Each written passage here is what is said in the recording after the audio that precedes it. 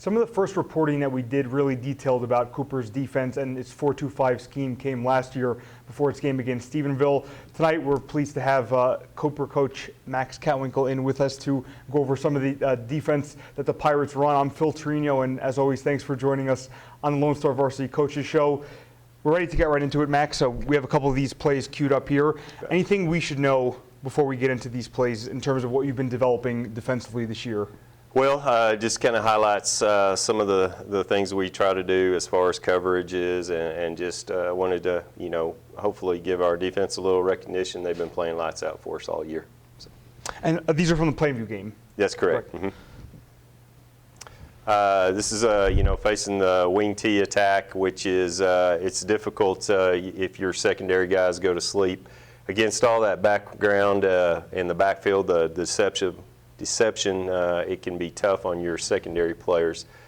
This is, we're in a cover 3 right here, and this is where Ty Thomas makes breaks on the ball really well and makes an interception for us. We'll get a little different angle. We get a good rush right here, and then everybody's dropping into their zones in their cover 3 right here. Good break. You can't really see from that angle, but Ty does a good job of sitting back and watching it develop in front of him, and then breaks on the ball and makes a big interception for us. Now, was he initially towards that side, or did he move downfield this way towards the sideline? His responsibility in that particular coverage was the middle third of the field, between the hashes, and he kind of just backpedaled and let everything come out in front of him, and made a nice break on the ball. And it doesn't sound all that difficult, but when you've been facing the wing tee all evening and they're running it down your throat, and all of a sudden they pull up and throw it, it takes a lot of discipline and effort by your secondary, and they did a great job right there. Now, in the week leading up to this game, we had spoken about some of the personnel changes that Plainview had made within its personnel in the backfield. Did any of that pose challenges, I guess, in defending when they moved like Wrangler Hare Snape into that fullback spot, for example? Well, he did a good job. He made a big reception against us earlier in the game. But the key thing is just if you don't key what you're supposed to key as a defensive player, that offense can be a nightmare for you. And I was really happy and proud of our guys for being really disciplined all evening. This is another aspect of our game that we're really proud of, and Ethan Ekdahl has been lights out for us. It's not a very glamorous clip by any means, but anytime we feel like we get the ball within 30 yards, that Ethan Ekdahl has been automatic for us. Our guys up front do an excellent job, and our deep snapper is Kyle Reedy, who he's a big receiver for us and does a good job for us, and he's money. A lot of little things have to go right to be a good special teams, and I just wanted that highlighted just for the fact that Ethan has been lights out for us all year. So that was in the 40 range? Yes, this one was a 41-yarder, this particular one. We feel like if we can get the ball to the 30, and that adds another dimension to your offense. If you're facing a 3rd and 5 from the 30-yard line, you're going to go with that 3 points, and there's a big difference between going for it right there or 4th and 5, excuse me, is what I'm trying to say. So it's a definite weapon for us as well.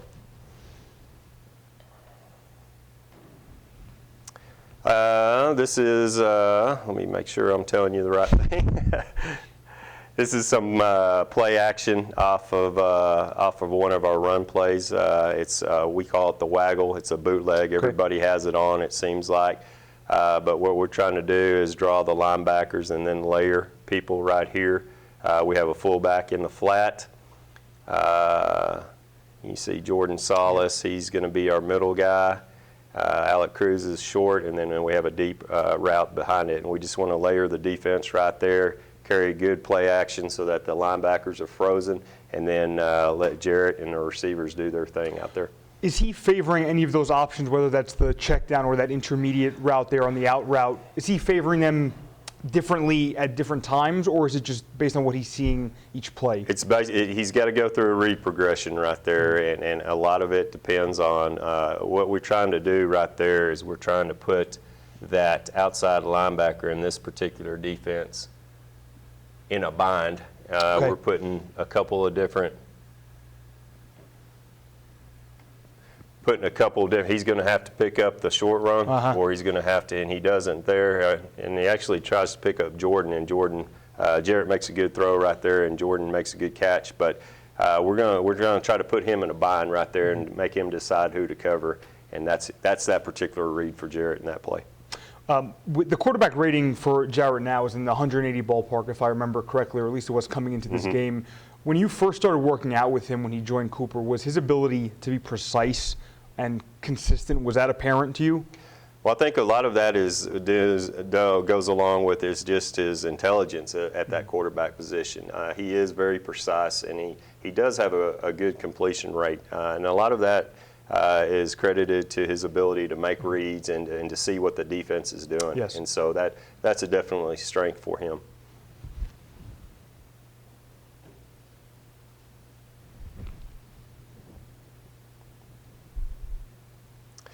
This is just a little smash mouth football right here. Nothing glamorous. We have 3 backs in the back. We call it pop, and basically it's man on man on the offensive line.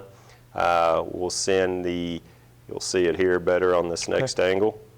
We'll send our 2 up backs on the outside, and we're letting Garrett Jenkins just pick a spot right there.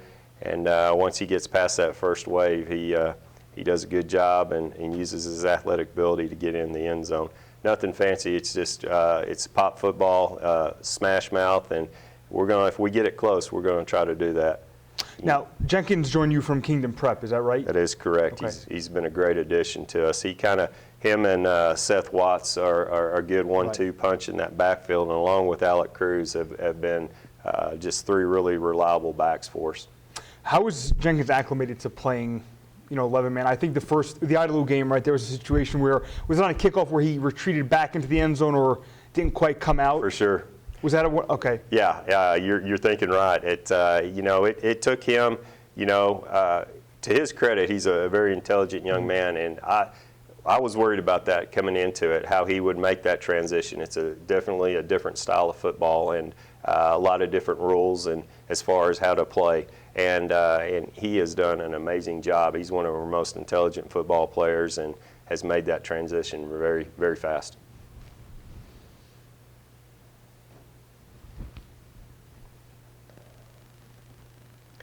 This is the wing tee at its finest right here.